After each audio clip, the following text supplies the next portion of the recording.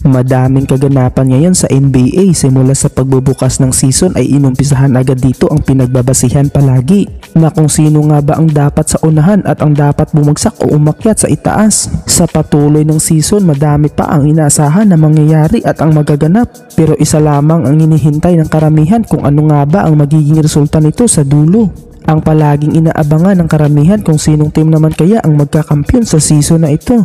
Nasilip na nga natin kung sino ang nangunguna sa West at East. Ang OKC at Pistons ang nangunguna sa ngayon na may senyales na makasungkit ng kampyonato sa season na ito. Pero madaming dahilan din ang bumabalot na makahanap ng butas ang ibang team upang hilain pa sila sa ibaba. Nagaya nga ng sinabi ko na ang lahat malalaman pa sa dulo ng season na ito.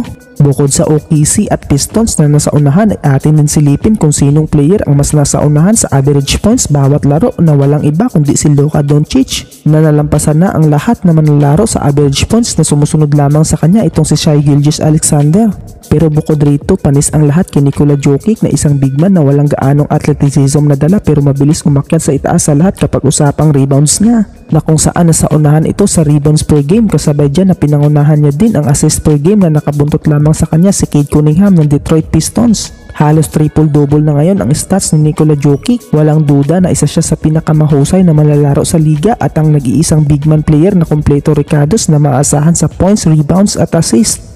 Panigurado na magdadalawang isip nito ang Sacramento Kings na itrade si Zach LaVine dahil gumawa ito ng 42 points, 6 rebounds at 1 assist laban sa Miami Heat. 12 sa out of 24 ang kanyang naitala sa field goal habang 8 naman ang kanyang naipasok sa 3-point area.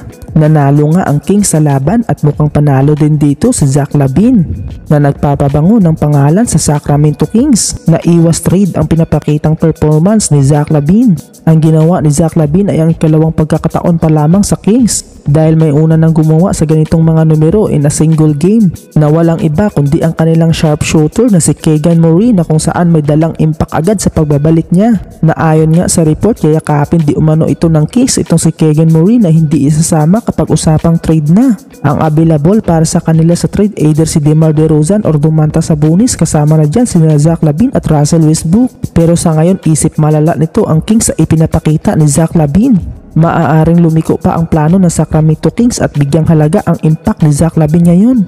May kakayahan si LaVine upang pamunuan ang Kings patungo sa panalo na sa kanilang laban umiral sa kanila ang inaasahan ng mga fans. Pina-improve ang kanilang perimeter shooting at ang kanilang fast break points na kung saan nauwi ito sa 25 points. Gumawa din sila ng 14 na 3-pointers para selyuhan at ibagsak ang Miami Heat sa pagkatalo.